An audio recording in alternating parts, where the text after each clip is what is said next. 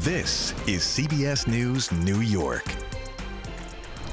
And right now, the Senate passes a bill to end the government shutdown. Now it's on to the House, who will break down what's in the deal, what was left out, and what happens next. If you're flying this week, brace for delays. The ongoing shutdown fallout is grounding more flights at airports nationwide. We're live with what to expect as we get closer to Thanksgiving.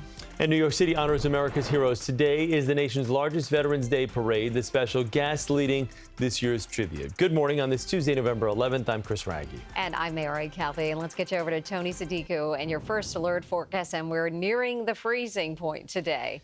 Yeah, good morning, guys. A lot of folks waking up in a freeze, that's for sure, in the first of the season for many. So I just want folks to be ready for it. We've issued a first alert weather day because this is the core of the cold. This is as cold as it gets, really, today. And really this morning is we've got numbers well below normal. Of course, the gusts are no help on a day like this. So let me show you what the temperatures are doing. And these are the numbers right now. And you can find your town. Notice, for the most part, we're all in the low 30s. The exception of Monticello is 23 right now. That's the air temperature. But we always kind of honed in on, yes, it's the chill, but it's also the wind. And the wind is a story today. And the wind is what impacts you as you're hanging out outside. You got to dress for the 20s in many spots. Brick right now feels like 21. Edison feels like 27. The winds are with us all day long, too. So you just got to be prepared for that. Question is, how long does this cold stick around? Thankfully, it's only here for a brief moment. As you could see, the core of that blue starts to lift to the north and milder air. It's not necessarily surging in, but at least it starts to feel a little bit better in the days ahead. We'll talk about the warm-up on the way. And also, there's a snow chance, too, we got to account for. We'll have all those details for you in a moment. 5:32, let's check in on that morning commute. And, Guy, how's the ride right now? Well, Tony, we have a few issues to talk about. We're going to start in Spring Valley. We have a crash. 2 lanes are blocked on the northbound side of the New York State Thruway right near exit 14. In Fairfield, New Jersey, an accident involving a truck that struck an overpass as the westbound side of Route 46 closed at Hollywood Avenue. A detour has been set up. In Palisades Park, an accident involving an overturned dump truck has at least 1 lane blocked on the westbound side of 46 at Grand Avenue. And taking a live look at the FDR Drive, we have construction. 1 lane is blocked on the southbound side right near 23rd Street. Currently, delays are back into the 40s. The West Side Highway, that is moving well. Alternate side parking is suspended for Veterans Day, but you still have to pay the meters. Chris and Mary, back to you. 5:33 now to breaking news. Sigh of relief last night in Washington after the Senate finally passed a bill aimed at reopening the government. Now the legislation has to get through the House before it can go to the president's desk for his signature. CBS News' Bradley Blackburn reports now from the newsroom. The bill as amended is passed. An end to the longest shutdown in U.S. history is in sight. I think this is a great victory for the American people. Last night, 8 Democratic caucus members in the U.S. Senate joined Republicans to pass a bill which would fund the government through January 30th. The measure reverses shutdown-related layoffs and guarantees back pay for federal workers. It also incorporates 3 year-long spending bills that include SNAP food assistance funding. Pennsylvania Senator John Fetterman on his yes vote to Fox News. It's the country over the party on this. I can't ever support that kind of tactic to hold our government as a hostage. But the split has sparked backlash, especially since the deal did not include the Democrats' key demand of an extension of Affordable Care Act tax credits. Given the fact that, as everybody knows, what the fight was about was health care, it was a loss. Now some government workers are questioning if the shutdown was even worth it. What's the point if the subsidies were the issue and that's not a part of the negotiated plan? Senate GOP leaders say members are discussing the ACA with the promise of a vote sometime next month. But in the House, Speaker Mike Johnson has been non-committal. I do not guarantee the outcome of legislation or dates or deadlines or anything. The House is expected to take up the Senate's bill to reopen the government as soon as Wednesday. Bradley Blackburn, CBS News. One Republican, Kentucky Senator Rand Paul, again voted with the majority of Democrats against the government funding package. Meanwhile, a motion from Senate Democrats to force a vote on the Affordable Care Act Monday failed.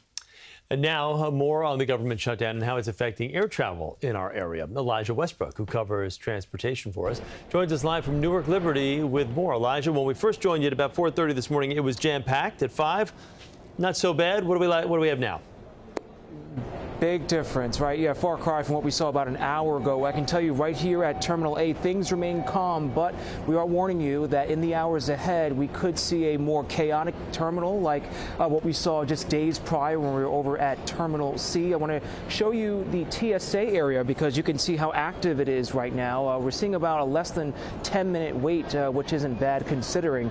But again, still trying to get to the airport at least 2.5 to 3 hours prior to your scheduled flight because you just never know. Now, here's recent video we have of how the airports looked over the last few days. The airlines say the shutdown has disrupted more than 5.2 million people's trips.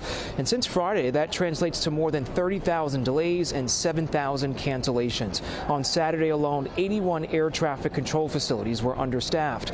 Now, the FAA ordered airlines to slash 10% of flights to 40 high-volume airports by Friday, but Transportation Secretary Sean Duffy is warning more cuts may be necessary. The 2 weeks before Thanksgiving, you're going to see air travel be reduced to a trickle. No American should ever be forced to work without a paycheck. A government shutdown is not sustainable, and in no way should air traffic controllers ever be used as a political pawn in the process. Now, we do want to mention that President Trump this week threatened to dock the pay of any controller who missed work, telling them in a social media post to report to work immediately. Now, we expect more cancellations to build throughout the week as the airlines are required to increase the number of flights they cut to the 40 big airports. So they move up to 6% today, 8% Thursday before hitting 10% Friday. And that is the big fear, is what we could see translate over the next few days. Of course, we will keep you posted. Live right now inside Terminal A at Newark Airport, Elijah Westbrook, CBS News, New York. Just got to get the House back from that 50-day recess and see what happens here. Stay with us for the very latest on the government shutdown as the vote to the House obviously will come up hopefully this week. And you can watch on air and streaming at CBS News New York. 5:37 today, New York City will host the country's largest Veterans Day celebration. All branches of the armed services will be represented as marchers head up Fifth Avenue this afternoon for the city's Veterans Day parade. Aziza Schuler is live in the Flatiron District near the start of that parade route. Hi, Aziza. Good morning. Good morning, Mary. Rail barriers are already lining Fifth Avenue, so you know that means it's time for a parade. In just a few hours, more than 20,000 service members are going to march up Fifth Avenue alongside 150 vehicles, 25 floats, and marching bands from across the country. We're marking 250 years of the U.S. military. Leading today's parade, 3 grand marshals representing the 3 original branches of the military. Medal of Honor recipient Clinton Romachet, a former Army Staff Sergeant, Marine veteran Stephen Peck, who's dedicated his life to helping homeless veterans, and NASA astronaut Suni Williams, a retired Navy captain. Mayor Eric Adams kicks things off with opening remarks at 26th Street and 5th Avenue. Then he'll march alongside the vets. The parade officially starts at 12:30 and runs north to 47th Street, expected to wrap up around 3 o'clock. But here's what you need to plan for. 5th Avenue is closed between 23rd and 26th Streets. Broadway near Madison Square Park also closed. And you've got 24th through 28th Streets shut down between Madison and 7th Avenues. Later this morning, before the parade starts, the annual wreath-laying ceremony will take place at Madison Square Park. Live from the Flatiron District, Aziza Schuler, CBS News, New York. Aziza, thank you. And Veterans Day is a state and federal holiday, so you can expect some closures today. Government offices, post offices, and courts are closed for the day, while stock markets are open for trading. As usual, the bond market and most banks are closed. Most retail stores will be open today, but hours may vary by location. Veterans Day is not considered a major travel day, but this year air travelers could find their plans upended by the ongoing federal government shutdown, and FAA ordered flight reductions. The United States providing nearly $12.6 million in additional emergency assistance to Jamaica and Haiti following Hurricane Melissa. The State Department says a majority of that funding, more than $10 million, will go to Jamaica to help with clearing debris, providing shelter and emergency health care. $2.5 million will go to Haiti to support similar efforts. The U.S. had announced an initial portion of $24 million in emergency assistance last week for Jamaica, Haiti, the Bahamas, and Cuba. 5:40, let's get you over to meteorologist Tony Sadiku with a real cold out there today. Hi, Mary. Yeah, our coldest since early March. It's our coldest day since the winter time. And if it's not cold enough, you got to remember the air, too, is restless. So it's paired with a pretty blustery wind that at times this midday can gust 30 to 40 miles per hour. So that'll get your attention. And you know what else will get your attention? Okay, take a look at this. The lake effect snow piling up western New York. And could we get in on some of that? I think the best odds will be for the higher elevations, the western suburbs. But could a couple survive the trip into the city? We'll talk about that chance when I see you in a moment. First, we got to talk about your morning commute at 5:40.